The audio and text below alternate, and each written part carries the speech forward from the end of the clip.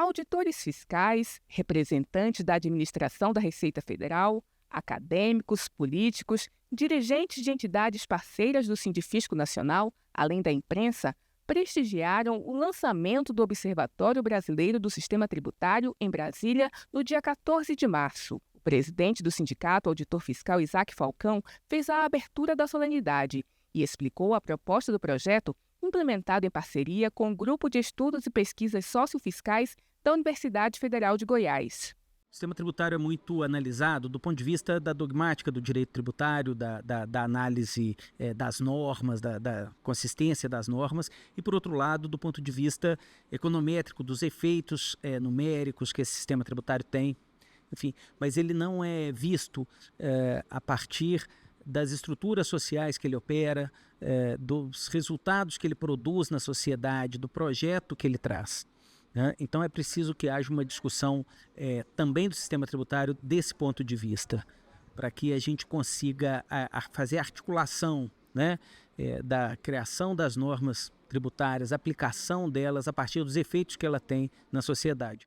A iniciativa do Sindifisco foi recebida com entusiasmo pelo secretário da Receita Federal, Robson Barreirinhas.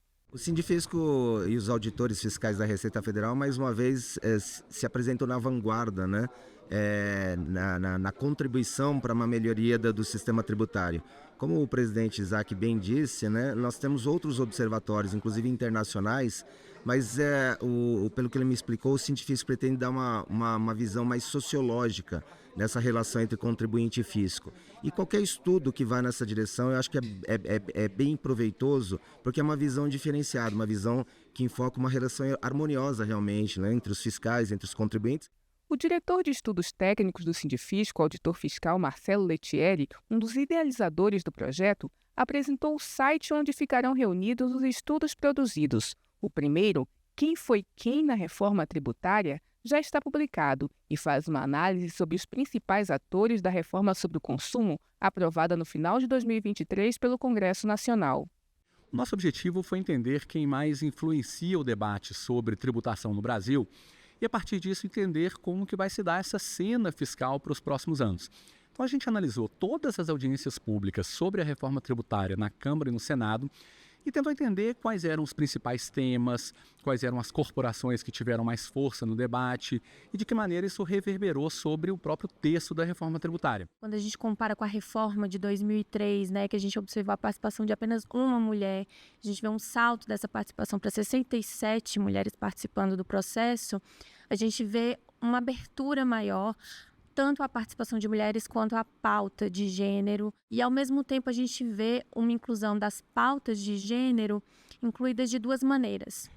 Uma é a do confinamento, em que a gente tem essas pautas sendo trazidas prioritariamente por mulheres. E, de outro lado, a gente tem um movimento também de captura, em que algumas representações empresariais elas começam a adotar as questões de como o sistema tributário pode impactar em questões de gênero para pedir, né, isenções fiscais, benefícios fiscais. A parceria entre o Sindifisco Nacional e a Universidade Federal de Goiás tem como objetivo transformar o Observatório Brasileiro do Sistema Tributário em uma referência sobre o tema, subsidiando formadores de opinião, pesquisadores, estudantes e a sociedade em geral.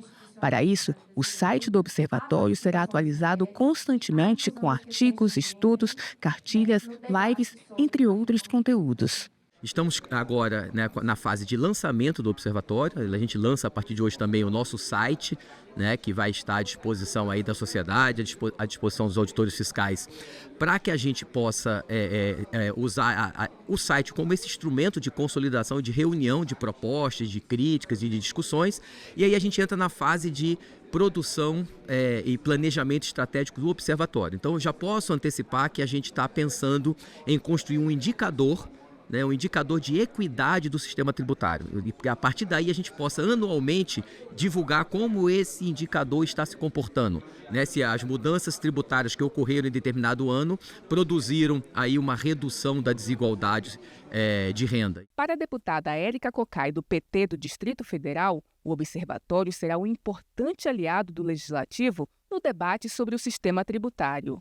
é muito importante que nós possamos levar para a Câmara a criação do observatório, mas também irmos acompanhando o próprio observatório como um instrumento de dados, mas não só de dados, de interpretação, enfim, para que nós possamos, enfim, fortalecer o processo legislativo. Eu não tenho nenhuma dúvida que é um instrumento de construção da cidadania para o conjunto da população, é um instrumento também de fortalecimento da perspectiva de um legislativo que seja um legislativo coadunado com a justiça tributária. Nós ficamos muito felizes. Finalizando o evento de lançamento, especialistas em tributação discutiram as propostas de reforma tributária em debate no Congresso Nacional em 2024. O foco sobre a renda reacende a discussão sobre a promoção da justiça fiscal, tema defendido pelo Sindifisco Nacional. O imposto de renda é, tradicionalmente, em todas as reformas tributárias do mundo, né? É esse imposto que tem a vocação de fazer maior justiça fiscal. Então, havendo vontade política, sem dúvida que os elementos estão aí colocados. Agora, a gente precisa tomar cuidado com certos termos que têm aparecido na discussão. Por exemplo, neutralidade, né? O que é essa neutralidade? Tem muita gente que tem muito que não está pagando, né? Evidentemente que precisa aparecer novos recursos, né? A neutralidade significa que vai mexer de tal forma que não altere o que se recolhe hoje, então você não vai conseguir progressividade, você não vai conseguir arrecadação suficiente para financiar os serviços públicos que a população brasileira demanda. Então precisa ter cuidado só com os detalhes do que essa reforma está andando. Mas sim, o imposto de renda é o caminho para a gente fazer justiça fiscal.